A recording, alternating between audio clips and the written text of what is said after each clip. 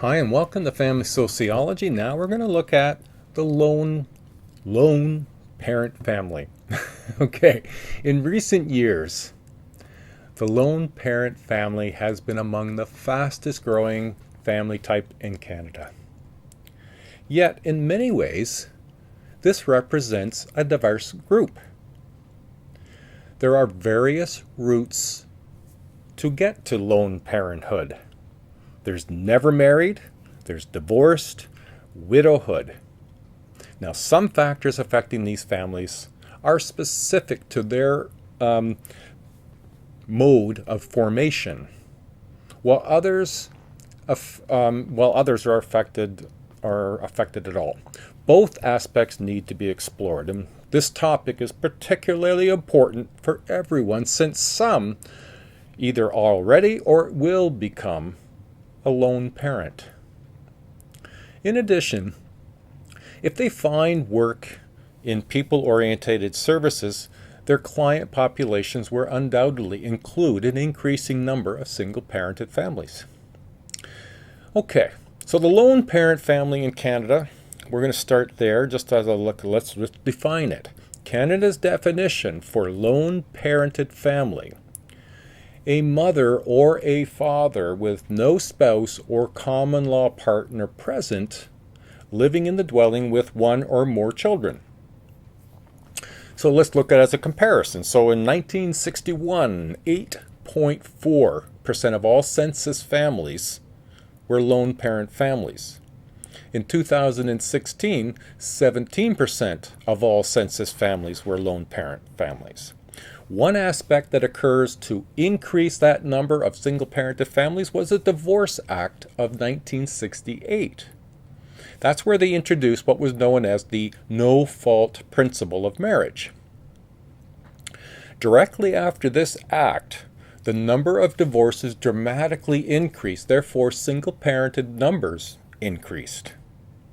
Now, there's two explanations for this increase, and they include more women pursuing post-secondary education and their role in the paid workforce. Now, there were amendments made to the Divorce Act in 1985, and what it really did was to shorten the wait times for divorces to 1 year. And it produced another huge jump in divorces. Now, this issue associated with divorce will be covered more completely in the next chapter. We can touch on, because it used to be a bigger issue and it's less of an issue, although we'll still address it, and that is teen pregnancies. Some contribution to the single-parented family. They're not as frequent as 30 and 40 years ago. Teens tend not to marry, but put their child up for adoption. Thus their contribution to the single-parented family. Now, the overall completion of family was changing and accepting more variations than just the nuclear family. So a review of the infographic, I think I put it in behind me. If not, it's in your textbook. It points out that the green, the top left, lone parents in 1931 were 75% based on widowhood. Due to the death during childhood, men were killed more in the wars. And then the divorce rates were lower. Unmarried, single-parented people were few. 2011, 8 of 10 lone parent families headed by a woman. Men, as lone parents, have varied from the high of 28%, mostly due to the maternal mortality earlier in the century. By 2011, 20% of single-parent families are parented by men. If we consider culture and look at immigrants and indigenous people, there can have an impact on lone parent families. Some cultures are more accepting and have different stages of acceptance of these milestones. Many families spend some time as a lone parent family before, after, or between two-parent episodes. Therefore, these data that we look at need to be considered with this in mind. The stats on lone parents are dynamic, and they don't change much over the time. So if we look at the lone parent and what the life cycle is like, how one gets to be a lone parent, and it can be, like I said, varied. And as I mentioned, it could be that you've never been married but you had a child, or you've ended a relationship and you've got the child, or your spouse passed away and that was widowed. Those are three primary ways that parents become lone parents. The other thing we can point out, and it's stats supported, of course, that most of single parent families are women. Now, what's really important here is age is important, especially being a teen parent. Teens have many other critical issues to address, employment, education, finding out who you are, your identity, independence. Older single mothers are more likely to have finished their schooling and have their careers in order. They are less likely to compromise on getting married. They know what they want and they won't give it up. Now, some women will seek artificial insemination or an arrange to have a man father a child. They're not looking for the nuclear family. Instead, they're looking to deliberately be a single mother. Now, divorce and widowhood evolves many emotions, of course, the good and the bad. And again, age can play a role here. How old at the divorce or widowhood can have a big influence. This can lead to financial changes or a standard of living issues. We also need to consider the children in these lone parent families. Their age and developmental and emotional needs are involved in the mix of lone parenthood families. So how long does it last? Now, this is not an easy question to answer, of course. Generally, younger lone parents are lone parents for shorter periods of time than older widowed mothers. The teen mothers will usually marry before the age of 30, and children's age does play a role here. Now, as we've done in the past with other chapters, we'll do here, and we're going to look at the sociological perspectives on lone parenthood. As much as lone parenting is a personal experience, there is also a social context to lone parenting. And we're going to look at some of the sociological perspectives to see what is some of this context. And we'll start, as we often do, with structural functionalism. These folks consider the function of social structures, of which family is a social structure in society. So some structural functionalists see lone parenting as partially dysfunctional, as they do not produce their own children anymore, and they see that in most cases the family functions are difficult to achieve, or they're not achieved at all because we don't have two parents playing the roles in this. Other structural functionalists see that the social conditions, the economics, the healthcare, education, can either help or hinder lone parented families. Moving to conflict theory, and as usual, conflict considers the inequity and the access to resources that play a role here, often resulting in lone parented families needing to utilize social welfare systems, and that further can alienate them. Feminists, their focus is on predominantly how most lone parent families are led by women, and the overall disadvantages their status has in society. Symbolic interactionalism, well, this being our only face-to-face theory, their interest is to consider how do lone parent families manage the juggling of home, work, and childcare. What additions informally, what addition to the informal family supports do they depend on? Maybe their family or friends. The ecological theory, well, they consider the relationship between the lone parent family and the interaction between other aspects of society. So what are, the issues that we might experience as a lone parent family, what might they include? Now, again, I think I put it up behind me here, figure 9.1, where the average income after taxes by economic family types. So if we look at economics, the female lone parents are at risk of living in poverty. Working lone mothers experienced a great deal of tension in juggling work, family, and daycare. Many lone mothers are discouraged from working by the lack of available and affordable childcare. In addition, higher educational levels and earning capacity has lessened the need for social assistance.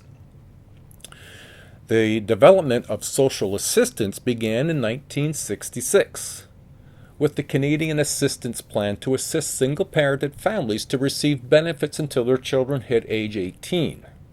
The 1980s and the 1990s, the assistance was altered and termed workfare or welfare to work, and tended to be a big help. These changes were not that helpful to single mothers, though.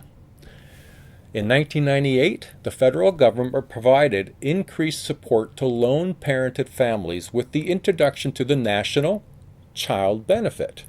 Now, the National Child Benefit was to reduce child poverty, reduce this overlap in social assistance programs, and to encourage parents to find jobs. Available and affordable child care is still one of the biggest impediments to finding and maintaining work. Family and friends can help and can do a lot to help. However, the minimum wage and the typical hours create obvious challenges. Housing is one of those challenges, and housing is the single largest expense for most single mothers and may be difficult to find. Single mothers are more likely than others to live in low-income areas for longer periods of time. Most can't afford to buy a house and tend to live in apartments, row housing, or co-op housing. For the benefit of children, space is important. A play area, some proximity to schools, medical stores, and other needed services. However, low-income areas are not always very close or convenient to necessities. Low-income housing areas you have privacy issues, you have stigma. There are areas in our geographic area which are generally inhabited by low-income folks, and there are stigmas attached to that. And there's stigmas to single moms and children in some instances. So what role could social supports play? Well, both lone fathers and lone mothers have higher rates of mood and substance abuse disorders than married people. The majority of single parents report adequate contact with others, with a minority responding to be very lonely. The social support significantly reduced the likelihood of these disorders, more of the protective factors for lone fathers than there are for lone mothers, which is surprising given there's far more lone mothers. Social support can be separated into two areas. The first area is known as, we can consider how supportive is the society, as a whole. Does the society have a support for lone families? And the second is the immediate sources of emotional and practical help. There's been an explosion of internet websites devoted to lone parenting, whether that's lone parenting and dating, lone parenting and support. There are blogs and vlogs. That's actually a fairly topical issue among single-parented families. Let's consider family life. Now, there's two aspects of family life that are affected by lone parenthood: relationships within the single-parent family and relationships within families formed by adult children of single parents. Now, there's a few terms that we can look at that are sociological terms applied in the Family Sociology Forum. One is known as role strain. Now, role strain is more likely in low-parent families, much juggling of responsibilities. Single parents are less likely to be emotionally supportive to their children because, there's oftentimes lots of time compression. So there's harsher punishment in some cases, less parental supervision in some cases, and children have less success at school in some circumstances. Now, These issues are not solely a single parenthood issue. It is much more complex than that, and however, statistically, this does bear out. Individuals who grew up in lone parent families because of divorce are more likely to have formed partnerships, become a couple at an earlier age than children not born into a lone parent family or raised in a lone parent family. So are children really that are in a lone parent family, are they at greater risk, really? Well, there are several explanations that account for the differences between children from lone parent families and stable two-parent families. Some of the difficulty results from economic hardships. The quality of parenting may have an effect. And of course, stress can create many problems. Loss of contact with non-residential parent. Children that witness conflict in the family can lead to emotional and behavioral problems. There's a tendency that stereotyping with academic, with academic, emotional, and behavioral issues can be and is static and still an issue. So there is some of the things that we associate with being in a lone parent family, and particularly the effect on children, it doesn't apply to all families. However, statistically, it happens to more than we might want to accept. Along with lone parent families is the potential for risk of food insecurity. Food insecurity, or the limited or uncertain availability of nutritional, adequate, safe food. This does have an impact on educational success. Remember with the assignment doing on Quintil 1, that's part of where you'll see some of the struggles for Bill and Ann and their kids. The problem with these explanations is that they do not apply to all families. They provide only partial answers. Lone parent families are wide and varied and are quite different histories, so it's difficult to carte blanche sort of paint them with the same statistics.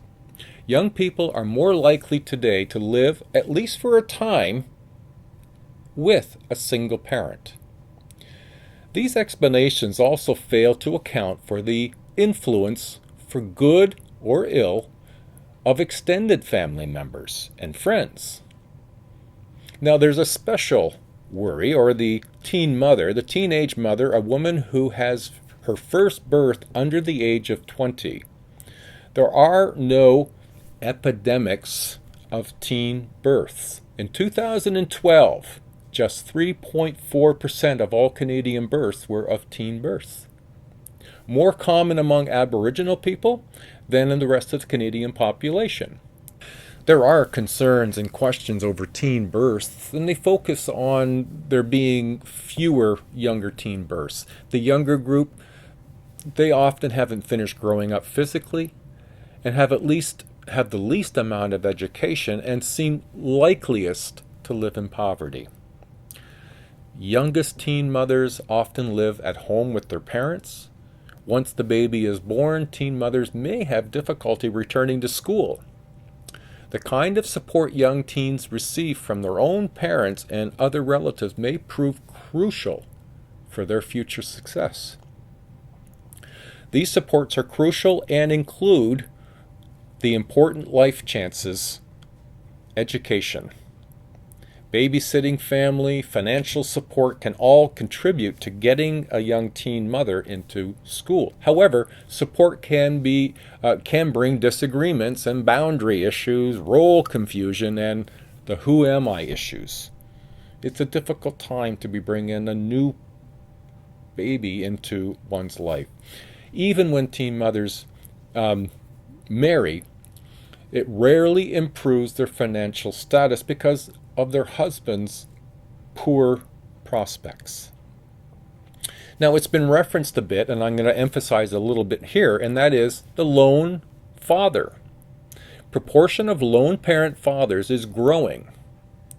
In 2011, nearly 1 in 5 single parents were men, mainly because mothers are less frequently being awarded sole custody of children following a breakdown of a relationship or a marriage.